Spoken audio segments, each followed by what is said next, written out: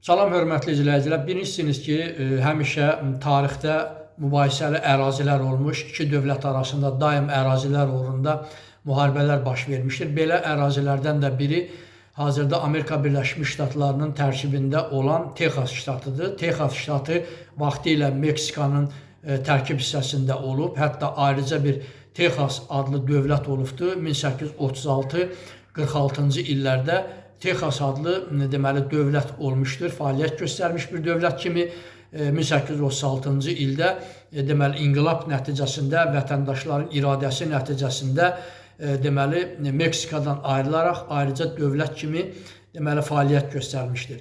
O dövrdə yəni imkan olmayıbdı ki, onlar deməli Amerika Birləşmiş Ştatlarının tərkibinə qoşulsunlar. Bu və ya digər səbəblərdən çatışmamazlıqlar olub.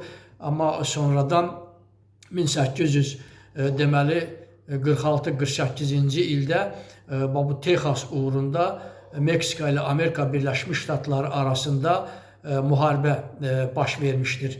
Müharibə nəticəsində Meksika nəinki Texas ştatını, Yeni Meksikadan Kaliforniya ştatına qədər bir neçə böyük əraziləri deməli itirərək Amerika Birləşmiş Ştatlarına verməyə məcbur oldu. Çünki Meksikanın o dövrdə gücü yox idi ki, Amerika Birləşmiş Ştatlarının ordusunun qarşısında dayansın.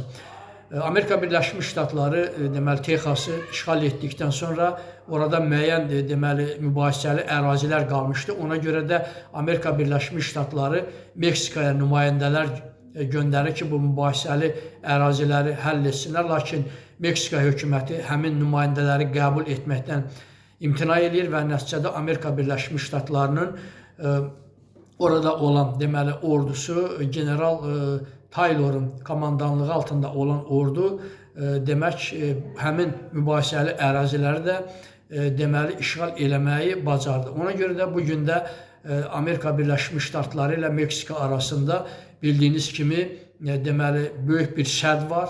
Bu sədd ona görə çəkilmişdir ki, Meksikadan deməli Amerika Birləşmiş Ştatlarına axın olmasın. Həmin əraziləri Meksika itirdikdən sonra Amerika Birləşmiş Ştatları onun müqabilində çox cüzi miqdarda, yəni 15 milyon dollar məbləğində Meksikaya deməli pul ödədi, yəni təzminat verdi. Çox sağ olun, kanalıma abunə olmağı unutmayın.